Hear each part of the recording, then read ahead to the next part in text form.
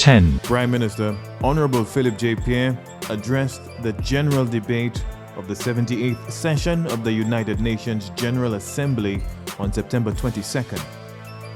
An incisive appeal for justice and due attention was hurtled toward the global leaders seated in the General Assembly Hall.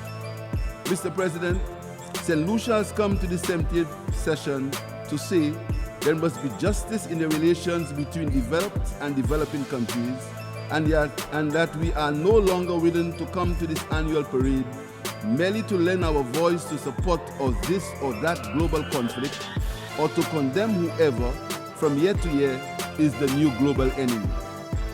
No powerful nation's global agenda is more important than our own, and we insist that our legitimate concerns be listened and be acted upon. 9. Prime Minister Honourable Philip J. Pierre, on behalf of the Caribbean community, CARICOM, outlined the region's needs and pathways for success in the face of a deepening climate crisis at the UN Climate Ambition Summit. This deepening climate crisis cannot continue to receive a response from the major emitters that amounts to a reckless disregard of the consequences and obligations of their actions.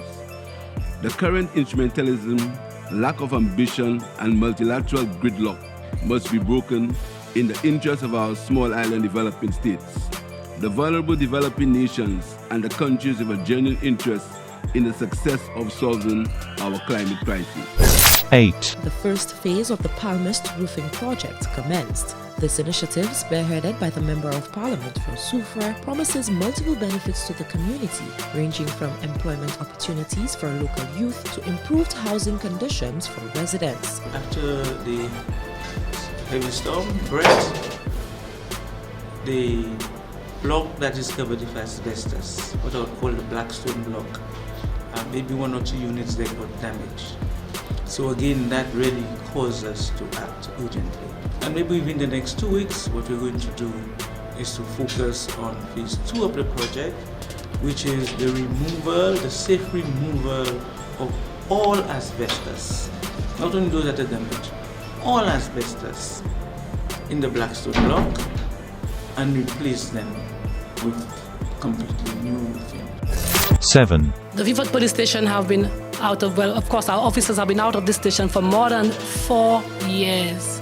I want to apologize to the police for having taken so long to do that. But you're not the one responsible for that delay? I'm not, but the thing is that the buck stops. You know where the buck falls and it stops.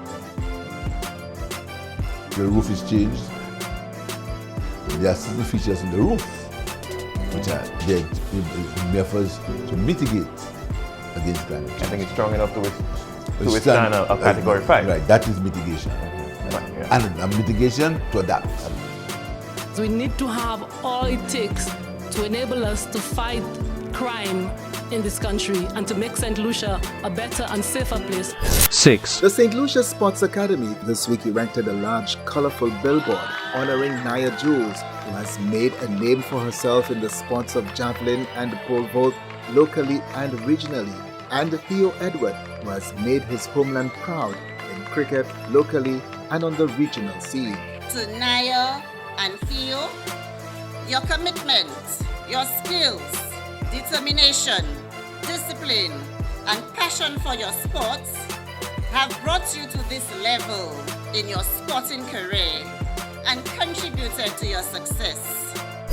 5. The Dennery Childhood Development Center, a special needs school whose students will benefit most from the vehicle capable of accommodating several wheelchair passengers.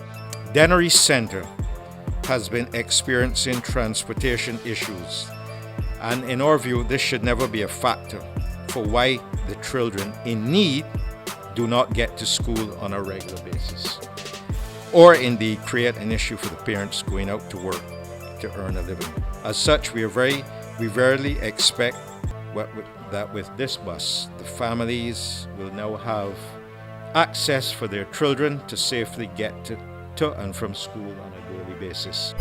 4. The Montero Medical Mission arrived on the island on Saturday, September 16th.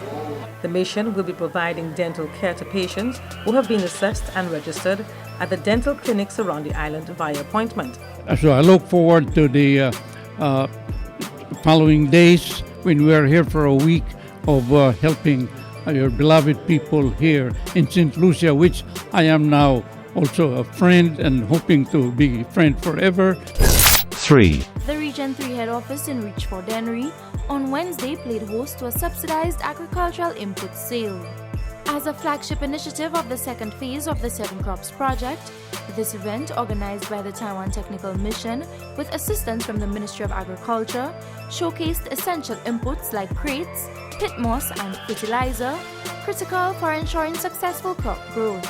It's very important because the freight of the international trade is getting higher and higher, especially the fertilizer.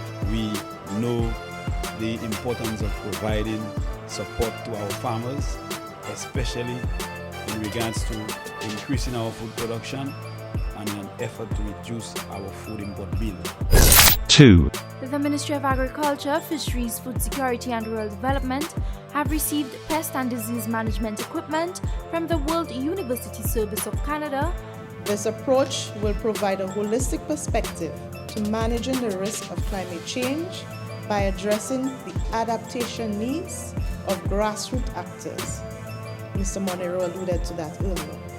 That increasing productivity and income enhance resilience of livelihoods and ecosystems while increasing the capacity to better mitigate and adapt to adverse climate conditions.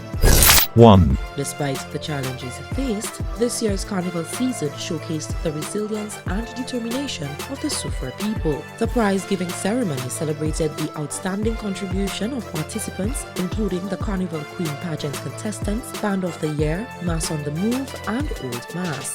The Sufra Events Management Organization, SEMO, says throughout the challenges, it remained committed to executing events that were of the highest quality.